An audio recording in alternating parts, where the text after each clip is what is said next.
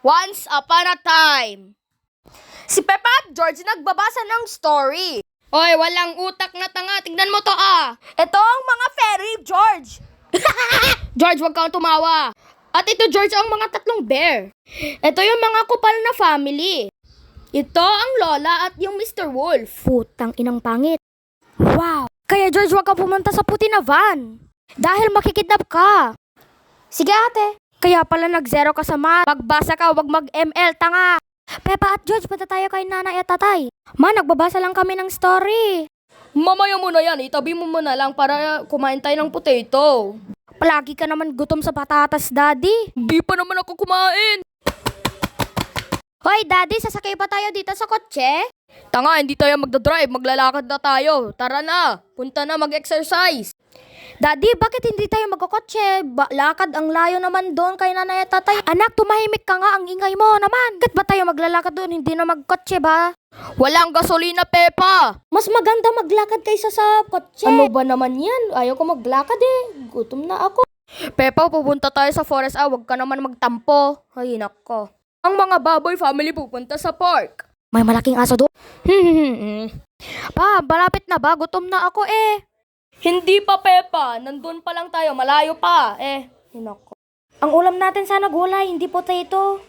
Unhealthy pala. Hindi naman unhealthy yung potato Baka malapit na tayo, Peppa. Punta lang tayo doon. Malapit na. Yan kasi hindi mo nakita dyan. Ako si Mr. Wolf. Hello, Mr. Wolf. Alam mo na saan yung pagdireksyon. Ang sarap naman ng mga anak nyo. Pwede pa kain? Gutom na ako Gusto kong kumain ng pork chop. Ang sarap. Huwag mo kami kainin. Mga baho kami. Rotten egg. Yucks! Joke lang. Saan kayo pupunta? Doon, kahit nanay ata. Pupunta kami doon para kumain ng patatas. Ang sarap doon sige, pupunta na lang ako doon mamaya. Bye-bye. Bye-bye, Wolf. Bye-bye, pangit. Yung nakita namin sa book, parang totoo doon Ito ako, ang pangit niya. First time natin nakita yung Wolf, George. Ay, nakang, ganda niya. Ay, ganda ba? Ang pangit niya pala.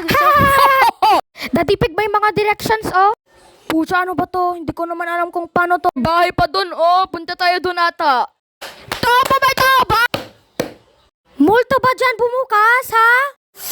Multo talaga ata bumukas, Punta tayo sa loob para kumain. Ay, big, small, large. Tara, kain na. Pucha, pag may tao dito, putay na tayo dito. Hello? Pucha, mag-play dead kayo. Paano ba, ma? Bakit kayo nandito?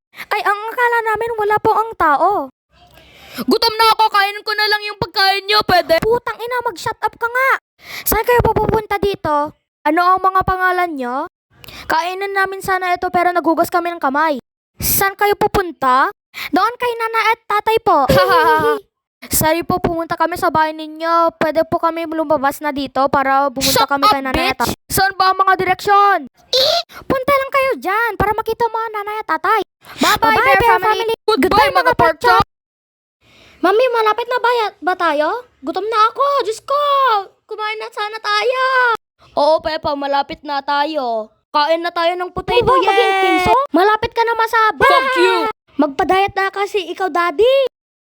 Malapit sila, pupunta kay nanay at tatay. Nay, gutom na ako! Buksan mo na yung pinto! Bilis! Hello! Ano ko ba? Kinain mo ba si nanay at tatay? Anong ginawa mo sa kanila? Oo, kinain ko. Ang sarap nila. Ang sarap. Busog na busog ako. It's a prank! Luto na yung potato. Pasok na.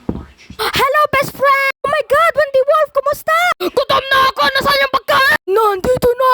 Ito yung pagkain ninyo. Maraming salamat, Grandpa. No problem, ho-ho. Tara na, kain na. Yummy! Sarap! Wendy, ito yung story namin doon sa book. Kita namin si Mr. Wolf. Wala akong pakialam, Peppa. Hindi ko naman sinapang natapang na epal. Diyos ko po, kupal. Haha!